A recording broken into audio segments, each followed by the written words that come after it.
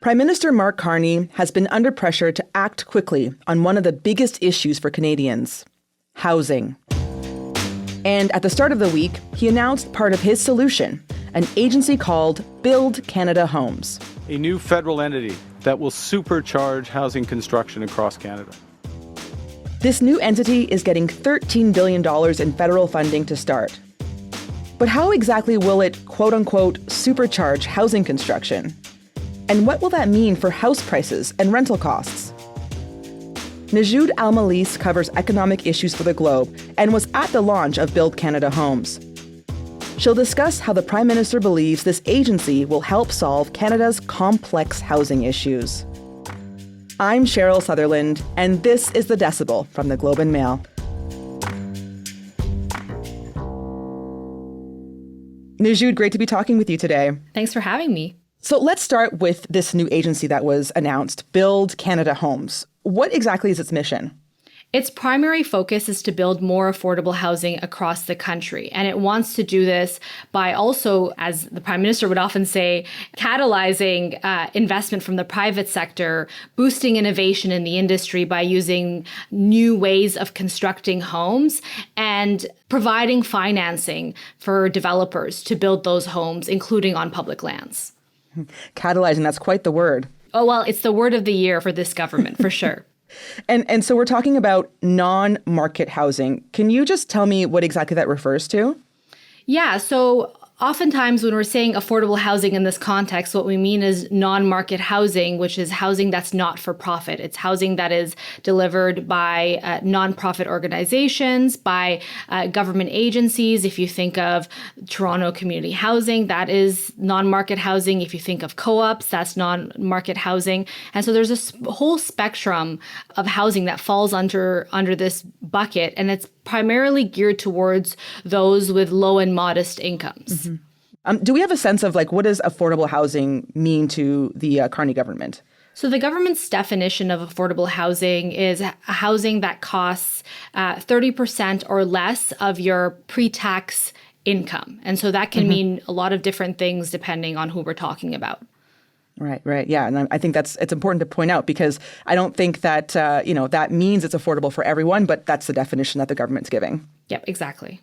So Build Canada Homes is getting $13 billion in terms of funding to start, and that number might grow, but that's the number we've been given right now. Nojoud, could you give us a sense of where this money is going? Do we know if there are any specific projects that have been announced?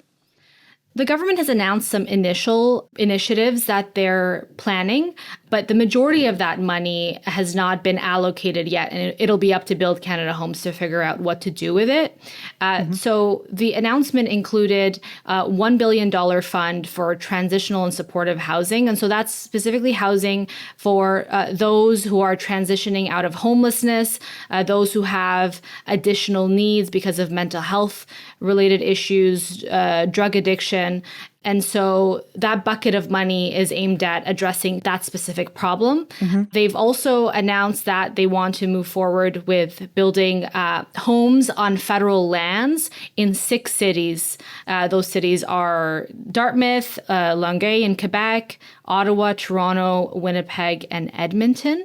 They've also announced an initiative to build 700 homes in Nunavut that are both affordable and supportive housing. So those are the bulk of the projects that were announced. Not much details around them. We don't know exactly the timeline for building them or which developers are going to step in. This was just the launch, and I think the government really wanted to show that they actually had plans on next steps and were able to say what they were going to do next and where they're going to build. But really, we don't know much else yet. Right.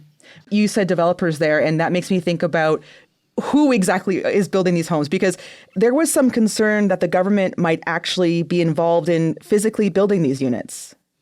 So the government is not going to be building these homes itself. There aren't going to be government workers with hammers and cranes.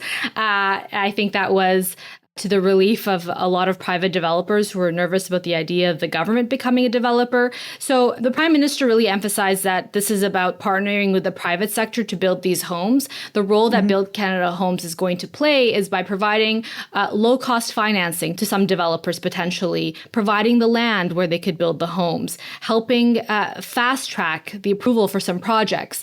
And so the government's playing more of a role of facilitating these projects, making them viable, providing the financing, the land, the necessary resources to get this going. Okay. Another goal of this Build Canada Homes agency is to create a bigger prefab or factory-built housing industry in Canada. And this is kind of essentially some of or all of the house is built in a factory setting and then transported to the location versus the custom-built home, which is built in location from the ground up. How exactly can a government entity build out an industry like this? Because that doesn't really exist right now in Canada. Well, it exists, but it has been slow to scale up. And so it's not adopted as widely as one would hope it would be. The government wants to turbocharge that industry by providing more demand for these prefabricated homes. And so they're hoping that by prioritizing these modular housing in these projects, by helping with some regulatory issues, that they could increase the adoption of this innovative way of building. And the reason they want to do that is because building off-site prefabricated homes cost way less, can be built way faster. We're talking about right now, we have a huge supply shortage. We need to speed up the pace of building, and is also more climate friendly, more environmentally friendly. But there have been various challenges and roadblocks to getting that more widely adopted in the country. You mentioned regulatory issues. Can you tell me like what kind of issues are we talking about here? Yeah, so for prefabricated housing to be adopted more broadly, you want to make sure that cities have the same building codes, for example, so that companies that are manufacturing these homes can manufacture the same house for a home in Winnipeg, for a home in Regina, for a home in Montreal. But right now, across the country, you see some differences in building code standards. And so that means it's difficult to scale up. There are also other roadblocks beyond regulation. It requires a lot of investment upfront to get the technology going for these kinds of homes. And given how volatile our housing market is, that can be difficult for builders. And financing is another problem for them as well. And so the government is hoping to kind of address some of these roadblocks to make it easier for not only the government projects to adopt modular housing, but for the private sector to also do so.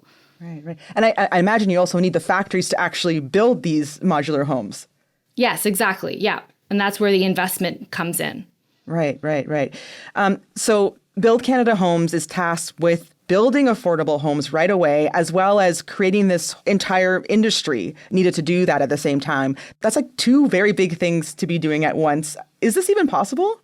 Well, I think it's going to take a while for Build Canada Homes to scale up its operations. What they started off with, for example, announcing 4,000 homes on public lands, that is quite small in terms of how many homes we build in a year. We have about a little over 250,000 housing starts a year. 4,000 isn't going to be a big bump. And so it will take time, likely, for this organization to actually have an impact. And so time will only tell if the government's able to actually get things moving rapidly. And the thing with innovation is once you get to a point where you can scale up innovation, you see change really, really quickly. And so there's a possibility that if the government is able to kickstart more modular housing construction, that down the line, you suddenly see a big shift that has an impact on the housing market. So that's an interesting point you're bringing up on housing starts. And when we say housing starts, we actually mean, the number of new houses that are built per year. And as you say, right now, we're at about 250,000 new housing units per year. But the Canada Mortgage and Housing Corporation says that we need to actually double starts per year until 2035. So we have a long way to go to get there. Yes, absolutely. And I think that's the part that makes people a little bit maybe cynical about how much the government can really do or whether they could actually help affordability. We have known for years that we have a massive housing supply shortage, and we really haven't seen housing starts increase anywhere close to the level we need. And right now, we're also experiencing an economic slowdown that will only make it harder to do that. Yeah, yeah. And on another point on housing starts, Toronto, where I am, they are at the lowest levels since the mid-1990s. And there is a reason for this. Like, we only have so much construction labor and materials. So how will Build Canada Homes overcome these issues that are already complicating our ability to build homes right now? Going back to modular and prefabricated housing, that's the solution the government is betting on. Because if you're building homes off-site using technology and you're building them faster, you need less workers to do that. And they're also adopting a Buy Canada policy for Build Canada Homes, essentially saying that projects should prioritize Canadian materials to build these homes. And so that's the government's strategy for addressing both those issues in terms of supplies. You think about the trade war and the effect that's having on prices. You think about, again, an aging population. And so those are some of the tools the government is hoping will help address those issues. Right. And we should say also, like, this is not a new thing. Like, prefab homes was a thing in Canada, right, after World War II. Yeah, there was a huge push back then to build more housing. We saw a rapid increase in housing, and it was in part also because the government created this catalog of designs for homes so that they could adopt that kind of manufacturing. Right, right. So, I mean, I can see why the government would want to play a role building what we're calling, supportive housing and below market units. But we hear from builders that the economics of these projects don't make sense, which is kind of business speak for there's no profit in them. So can you help me connect the dots? Like, how does Build Canada Homes help put financial incentives in place to get more affordable housing to market? Well, part of the answer there that the government is trying to offer is the public lands, that if the government is providing land for builders to build those homes, that's one piece of the puzzle. Financing, low-cost financing is also really important because the government can borrow at a much lower rate than the private sector. And so that's been key to the boom we've seen recently in rental construction across the country. That's because of government policies, government low-cost financing that help projects become viable. And so there are definitely the financial tools there to make it easier for builders to build right now. And obviously, in the case of affordable housing, the government is really the only entity that's in a position to make those projects viable, because it's not up to the private sector to offer people housing that is geared to their income. We'll be right back.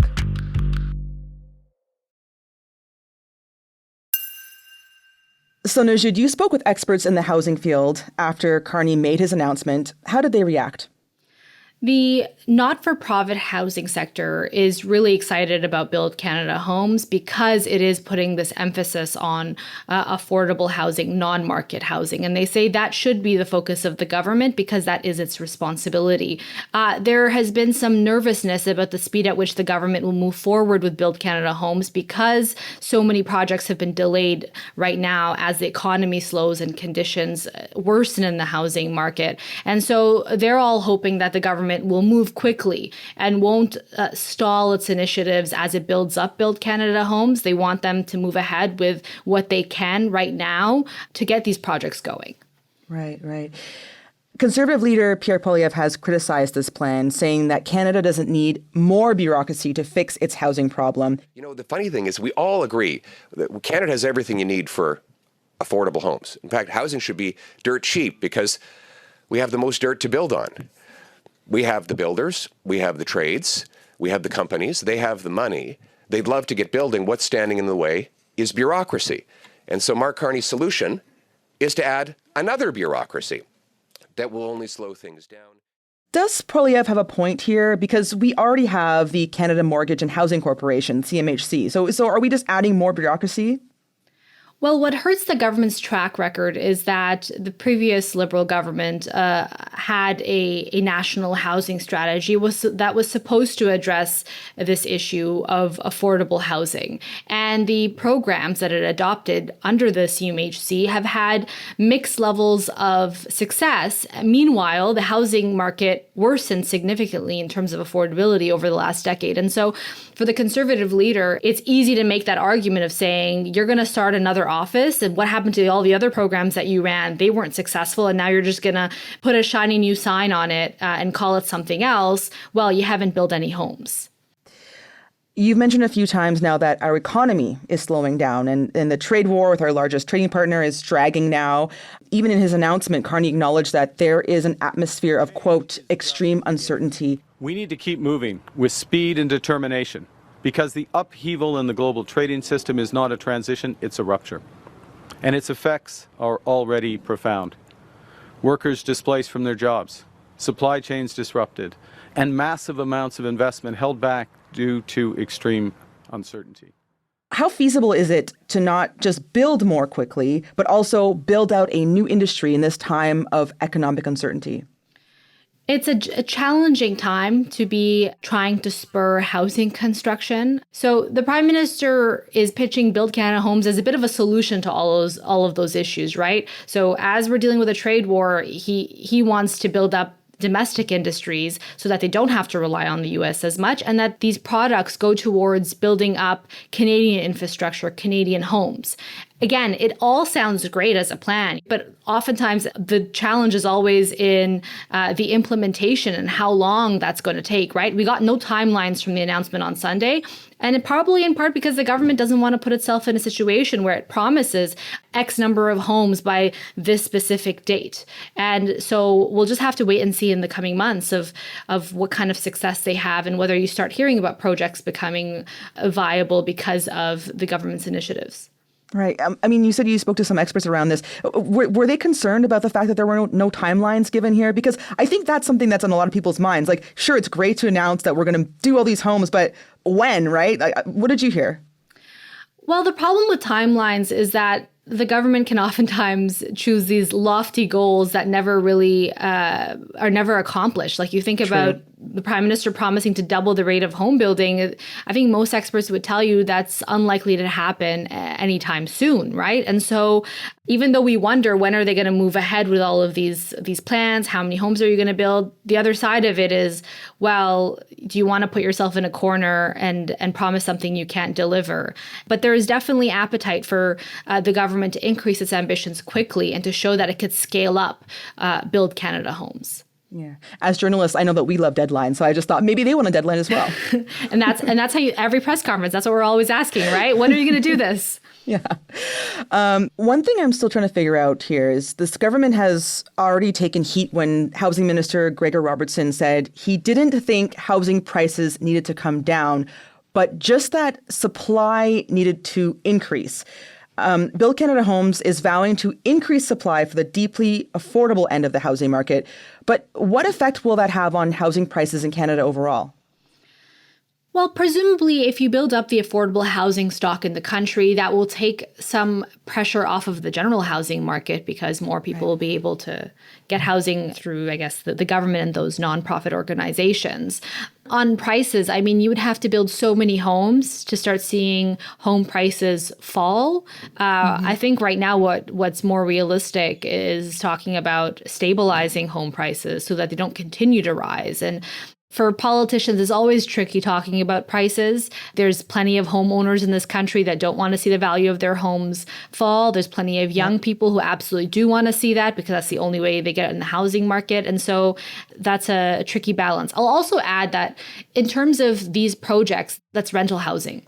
And so the effect is even more indirect because it would take pressure off of the rental market, which would presumably bring down rents. And then therefore people who are renting can save more money to buy homes. And then therefore that's how it would affect home prices. So it's really far removed from the home buying part of the market. Interesting. It's definitely a tricky balance there. But what you are saying here is it's unlikely that this is going to affect prices overall. No, as of right now in the plans that we're seeing, I don't see this affecting prices or bringing them down at least. Okay.